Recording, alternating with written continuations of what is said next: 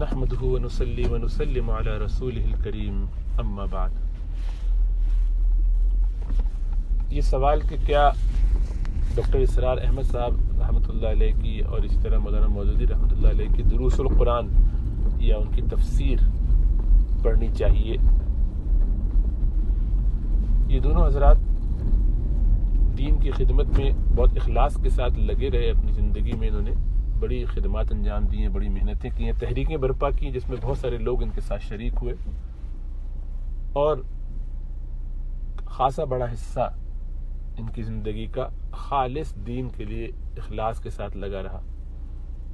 کسی ذاتی مفاد کو سامنے نہیں آنے دیا۔ الحمدللہ، تو اللہ سبحانہ وتعالیٰ ان کے درجات کو بلند فرمائے اور ان کے مساعی جمیلہ کو قبول فرمائے۔ لیکن ظاہری بات ہے کہ یہ دونوں کے دونوں باقاعدہ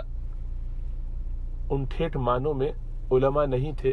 کہ انہوں نے مدارس سے تعلیم حاصل کی ہوتی یا اساتذہ سے اس طریقے سے پڑھا ہوتا کہ جس میں کچھ باریکیاں اور بنیادیں مضبوط ہو جایا کرتی ہیں۔ تو باوجود اس کے کہ دونوں کا اپنا اپنے دائرے میں گہرا علم تھا، ڈاکٹر اسرار صاحب کا ظاہری بات ہے قرآن کے دائرے میں، اور مولانا مودودی رحمۃ اللہ علیہ کا اور بہت سارے دائروں میں بھی بہت دقیق اور گہرا علم تھا، اور استاد تھے ڈاکٹر اسرار کے وہ ایک درجے میں۔ لیکن اس کے باوجود چونکہ ایک ڈیو پروسیس سے نہیں گزرے تھے اپنی ابتدائی تعلیم میں، تو باوجود اپنے عبقری ہونے کے، ذہین ہونے کے، کچھ بنیادی چیزوں میں، کچھ بیسک فنڈامنٹلز جو ہوتے ہیں کسی بھی زبان کے، عربی زبان کا بالخصوص، قرآن مجید کے ساتھ تعلق میں، ان دونوں میں ان کی فکر میں، ان کی انڈرسٹینڈنگ میں کہیں کہیں جھول ہے۔ وہ کبھی عربی کو اتنی گہرائی سے نہ پڑھنے کی وجہ سے ہوتا ہے، کیونکہ مقصد ان کا ظاہری بات ہے ایک عام انسان کو قرآن پڑھانا، سمجھانا تھا، اور انہوں نے اپنے مقدمے میں باقاعدہ دیباچے ابتدائی طور پر پورا ابتدائی یا اسی بارے میں جو تعارف کرایا قرآن کا اور اپنی کتاب کا تفہیم القرآن کا، تو اس میں یہ تفصیل سے لکھا ہے کہ یہ علماء کے لیے نہیں بلکہ ان عام لوگوں کے لیے ہے کہ جو پڑھنا لکھنا جانتے ہیں اور دین سے، قرآن سے اپنا تعلق جوڑنا چاہتے ہیں۔ تو چونکہ ان کا دائرہ ہی وہ ہے، اس لیے ان کے لیے انہوں نے عام فہم باتیں کی ہیں، لیکن اس میں چونکہ ان کی ایک فکر تھی، دین کی ایک خاص سوچ، ایک تفہیم جو وہ کرانا چاہتے تھے،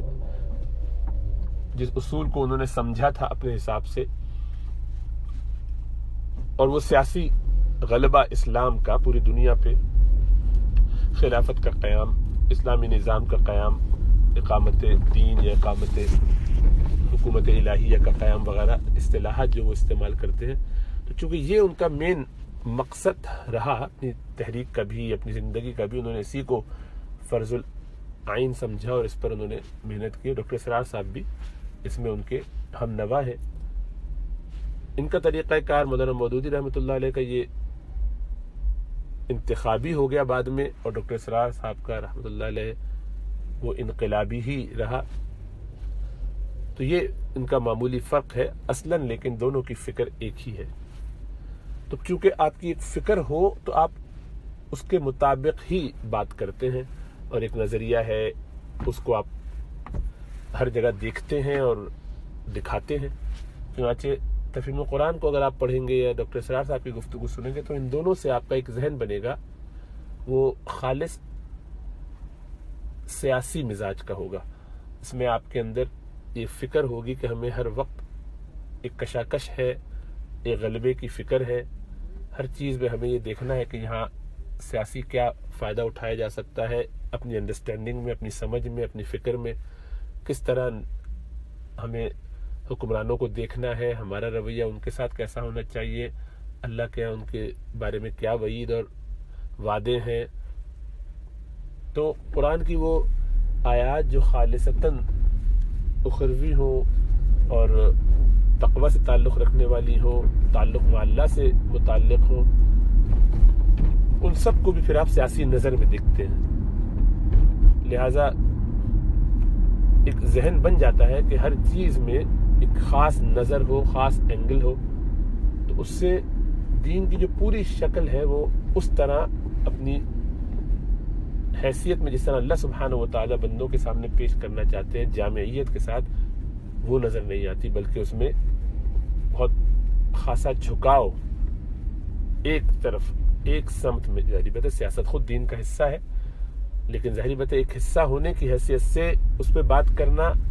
الگ بات ہے، اور اسی کو اصل بنا کے باقی چیزوں کو پیچھے کر دینا اس کا ایک الگ انداز ہوتا ہے۔ تو مولانا مودودی رحمۃ اللہ علیہ کے ہاں آپ کو اصل میں چونکہ یہ چیز بہت گہرائی کے ساتھ ملتی ہے، اور پھر اس میں ان کی کچھ علمی کمزوریاں بھی ظاہر ہوئی ہیں تفہیم القرآن میں، اس لیے عام لوگوں کو تفہیم القرآن پڑھنے کا عملاً فائدہ نہیں بلکہ نقصان کا زیادہ اندیشہ ہے، اس لیے کہ وہ ان باریکیوں کو یا ان غلطیوں کو نہ صرف یہ کہ سمجھ نہیں پائیں گے، بلکہ خطرہ یہ ہے کہ اس سے وہ کوئی غلط مطلب سمجھ لیں، کوئی منفی بات ان کے ذہن میں آ جائے اور وہ اس بنیاد پر چل پڑے، کیونکہ بہت ساری باتیں اشاروں میں ہوتی ہیں، بہت ساری چیزوں کو بہت حتمی نہیں سمجھنا ہوتا۔ تو کم از کم اپنے 30 سالہ مطالعے کے نتیجے میں اساتذہ کے ساتھ باقاعدہ پڑھتے پڑھاتے رہنے کے نتیجے میں یہ بات بالکل دو ٹوک انداز میں سمجھ میں آتی ہے کہ مولانا مودودی کی تفہیم القرآن یا ڈاکٹر اسرار کے دروس القرآن یہ ایک خاص فکر کے لیے تو بہت اچھے ہیں، کیونکہ وہ وہی فکر پیدا کرتے ہیں اور اسی کے لیے ان کا طرز عمل ہے، انداز ہے، لیکن عام آدمی کے لیے جو عالم دین نہ ہو یا جس نے خود قرآن کو بہت اچھی طرح پڑھا سمجھا نہ ہو، اس کے لیے اس میں خطرات ہیں۔ اس لیے کسی کو ہم عام آدمی کو مشورہ نہیں دیتے کہ وہ ان دونوں سے استفادہ کرے۔ ہاں پہلے وہ اور تفاسیر وغیرہ اچھی طرح سے دیکھ لے، سمجھ لے، دین کے صحیح مقصد کو اور اس کی فکر کو، اس کی تفہیم کو اپنے ذہن میں، اس کی تشریح کو اپنے ذہن میں بٹھا لے، پھر اس کے بعد اگر وہ ادھر ادھر دیکھتا پڑھتا ہے تو اس کو مشکل نہیں ہوگی، کیونکہ ان دونوں حضرات کی بہت ساری باتیں ایسی ہیں کہ جو اہل سنت والجماعہ کی مین انڈرسٹینڈنگ سے الگ ہے۔ 1400 سال میں اہل سنت والجماعہ کی جو فکر ہے اس میں اور ان میں کچھ فرق ہے، ایسا نہیں کہ کوئی بہت بنیادی فرق ہے کہ جس کی وجہ سے یہ سمجھا جائے کہ یہاں کوئی گمراہی ہے، خدا نخواستہ نہیں، بلکہ ایسا ہے کہ ایک مزاج اور ذہن ایسا بن جاتا ہے کہ ساری توجہ انہی چیزوں پہ رہ جاتی ہے کہ جس کی طرف آپ لگ گئے ہیں، جو آپ نے اپنی زندگی کا مقصد بنا لیا ہے، یعنی وہ سیاسی غلبہ۔ تو اب ہر چیز میں سیاسی غلبہ دیکھتے ہیں، اس کا ظاہر بات ہے نقصان ہوتا ہے کہ آدمی کا مزاج اپنی ذاتی زندگی میں تزکیے وغیرہ سے نکل کے، فکر آخرت سے نکل کے زیادہ اس طرف فوکسڈ ہو جاتا ہے، تو ظاہر بات ہے کہ یہ چیز روحانی طور پر نقصان دہ ہوتی ہے۔ اس لیے آپ کو ایسے لوگ اب بھی مل جائیں گے کہ جو الیکشن کے زمانے میں بہت ایکٹیو، کوئی تحریکی، کوئی مہم، کوئی جلسہ، کوئی دھرنا، اس میں آپ کو بہت متحرک نظر آئیں گے، اور بڑی تعداد میں ایسے لوگ ہیں، اور انہی لوگوں کے لیے خود نماز پڑھنا، تہجد کے لیے اٹھ جانا یا فجر میں مسجد میں پہنچ جانا تھوڑا بھاری ہوتا ہے، یعنی وہ خوش دلی وہاں نظر نہیں آتی، اور اس کی وجہ یہی ہے کہ آپ کا جب ذہن یہ بن گیا، جس طریقے سے تبلیغی جماعت والوں کا ہے کہ ان کے لیے جتنا ذوق شوق انہیں اپنے نصاب کو پڑھنے میں اور اسی طرح گشت کے لیے نکلنے میں اور چلے پہ جانے میں انہیں جو اطمینان اور سکون حاصل ہوتا ہے، اس کے مقابلے میں کسی عالم دین کا درس قرآن بھی ہو تب بھی اس کو اتنا مفید نہیں سمجھتے، اس لیے کہ وہ مزاج ایسا بن گیا۔ یعنی یہ کمزوری جو ہے یہ فطری ہے، جب ایک اینگل سے آپ چیزوں کو دیکھنا سننا شروع کر دیتے ہیں، آپ اسی اینگل پہ لگ جاتے ہیں، تو ساری بات ہے کہ یہاں یہ توقع نہیں کی جا سکتی کہ اس میں کوئی تبدیلی آ سکے۔ تو اب اگر کسی کا یہ مزاج ہے، جن لوگوں نے سوال کیا، ظاہری بات ہے کہ اگر ان کا جماعت اسلامی سے یا تنظیم اسلامی سے تعلق ہے اور وہ اسی راستے کو حق سمجھتے ہوئے اس کے مطابق عمل کرتے ہیں، تو ظاہری بات ہے کہ وہ تو وہی کریں گے، اپنے نصاب کے مطابق انہی کتابوں کو پڑھیں گے، انہی کی بیانات کو سنیں گے، تفسیرات کو دیکھیں گے۔ تو وہ تو ظاہری بات ہے جو اپنے لیے طے کریں گے وہی کریں، لیکن مشورے کی حد تک اگر کوئی مجھ سے سوال کرتا ہے کہ کیا میں اگر قرآن پڑھنا سمجھنا چاہتا ہوں تو تفہیم قرآن پڑھوں اور ڈاکٹر اسرار کے دروس سنوں، تو جواب یہ کہ نہیں، آپ جو ٹھوس علماء ہیں اور ٹھیٹھ علماء ہیں پہلے ان کی کتابیں دیکھیں اور پڑھیں اور ان سے سمجھ لیجیے اچھی طرح دین کو۔ ہاں، اور جن لوگوں نے پہلے تفہیم قرآن پڑھ لی ہے وہ بھی چاہیں تو اب علماء کی باتیں دیکھیں سنیں تو ان کو کچھ دونوں میں فرق نظر آئے گا، بلکہ حقیقت یہ کہ جو بہت اچھی طرح مولانا مودودی رحمۃ اللہ علیہ کی فکر سے متاثر ہے، اس طریقے کے مطابق ڈھل گیا ہے بڑی عمر میں، اس کو اور علماء کی بات سمجھ میں بھی نہیں آئے گی۔ وہ پڑھے گا تو کہے گا کیا بورنگ بات ہو رہی ہے، اس میں تو کہیں کوئی نظام کی بات ہی نہیں ہو رہی، یا تو کوئی جلاؤ گھراؤ کا دل میں جذبہ ہی نہیں ابھارا جا رہا۔ یعنی ایسا مولانا نہیں کرتے ہیں، میں کہنا چاہ رہا ہوں کہ جو فکر جو ہر جگہ ٹھیٹ انقلابی یا باہر اچھل کود کرنے والا اور یہ سارے کام ہوتے ہیں، جو دین کا ایک حصہ ضرور ہے، اور جہاد ظاہری بات ہے دین کا حصہ ہے، بڑا حصہ ہے، لیکن سیاسی کشمکش جو ہے وہ جس عنوان سے مولانا دکھاتے دیکھتے ہیں، تو ایسا شخص جب ان کتابوں کو دیکھتا ہے، انوار البیان کو مثلا یا معرف القرآن کو، تو پریشان ہوتا ہے کہ یہاں تو وہ باتیں نظر ہی نہیں آتی۔ بہرحال یہ سب کا اپنا ذوق ہے، لیکن دیانتداری سے میں یہ سمجھتا ہوں کہ ان دونوں بزرگوں کی فکر میں اخلاص جہاں جہاں ہے وہ اپنی جگہ ہے اور بہت بڑھ کر ہے اور مثالی ہے، لیکن ان دونوں کی ہی فکروں میں جہاں جہاں چھوٹی موٹی جو کسر رہ گئی ہے،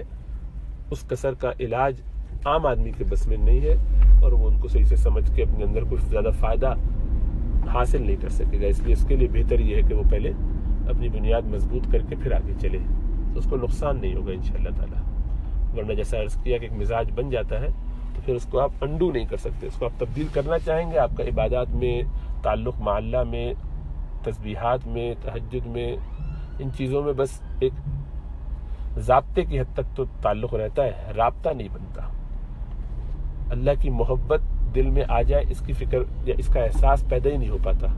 رسول اللہ صلی اللہ علیہ وسلم کی سنتوں سے طبعی محبت ہو جائے، نہیں ہو سکتی ہے، اس لیے کہ وہ سب چیزیں ہلکی اور ضمنی نظر آتی ہیں۔ یہ سب چیزیں آپ کو اگر نظام کی تبدیلی تک نہیں لے جا رہی تو یہ سب بیکار سمجھی جاتی ہیں یا کم اہم سمجھی جاتی ہیں، تو ظاہری بات ہے اس کا نقصان ہوتا ہے۔ اسی طریقے سے جیسے کہ تبلیغ والوں کے نزدیک اگر آپ عالم دین کیا شیخ الوقت بھی ہوں اور عقل کل بھی ہوں اور شیخ الاسلام بھی ہوں، اور اگر آپ تبلیغ کے کاموں میں نہیں لگے ہوئے تو آپ کی بات کی وہ اہمیت نہیں ہوگی جو اپنے ہی کسی ایک عام محلے کے بھی امیر کی ہوگی۔ تو ظاہری بات ہے کہ یہ ایک مزاج بن جاتا ہے، اس کو آپ کچھ کر نہیں سکتے، تو اس کا نقصان ہوتا ہے لوگوں کے۔ اور یہ ہر تنظیم کا، ہر گروہ کا یہی طریقہ ہے، سب کے یہاں ایسے ہی ہوتا ہے۔ لیکن چونکہ جو لوگ باقاعدہ اہل علم ہے، قرآن حدیث وغیرہ پڑھتے پڑھاتے ہیں، وہ ان چیزوں میں پوری رعایت رکھتے ہیں اور جانتے ہیں کہ شریعت کا تقاضا کہاں کیا ہے، تو وہ بالکل ٹھیک انہی خطوط پہ آپ کو پڑھتے پڑھاتے ہیں۔ شریعت کی تعلیم آپ کو قرآن اور حدیث کی روشنی میں دیتے ہیں تو اس میں کسی فکر کو سامنے نہیں رکھتے، اس لیے کہ وہ تو اہل سنہ والجماعہ کی اس تعبیر ہی کے مطابق چلتے ہیں جو 1400 سال سے چلی جا رہی ہے، اس لیے وہاں نقصان یا کا اندیشہ یا غلطی کا اندیشہ نہیں ہوتا الحمدللہ۔ بہرحال یہ گزارشات ہیں آپ کے سوال پہ، لیکن جس کو جیسا ذوق ہے وہ اس کے مطابق ہی چلے، اور ایسے ہی کرتے ہیں لوگ، ظاہری بات ہے۔ لیکن کیونکہ سوال کیا میں نے، اس کی تھوڑی سی تفصیلی جواب دے دیا، اس کے باوجود کہ مجھے ان دونوں احباب سے تعلق محبت ہے اور میرا تعلق رہا بھی ہے، میرا گھرانہ خاندان کے بہت سارے لوگ اب بھی متعلق ہیں، اور وہ سب اپنے طریقے پر ماشاءاللہ ملتے ہیں، دیکھتے ہیں، سیکھتے ہیں، تو ان کو نہیں کہتے کہ نہ پڑھو نہ کرو، کیونکہ وہ ان کا تو نصاب یہی ہے۔ لیکن کوئی نیا آدمی اور ایسا بھی کوئی شخص جو پہلے یہ سب چیزیں پڑھ چکا ہو، اگر وہ مناسب ہو تو اچھا یہی ہے کہ وہ تفہیم قرآن وغیرہ کے مقابلے میں اہل علم کی جو بنیادی اور اصولی تفسیریں ہیں، روایتی تفسیریں، شریعت کے جو تمام قوانین اور اصولوں کو سامنے رکھ کے لکھی گئی ہیں، پہلے ان کو دیکھ کے پھر آگے بڑھیں۔ اللہ سمجھ شعور عطا فرمائے۔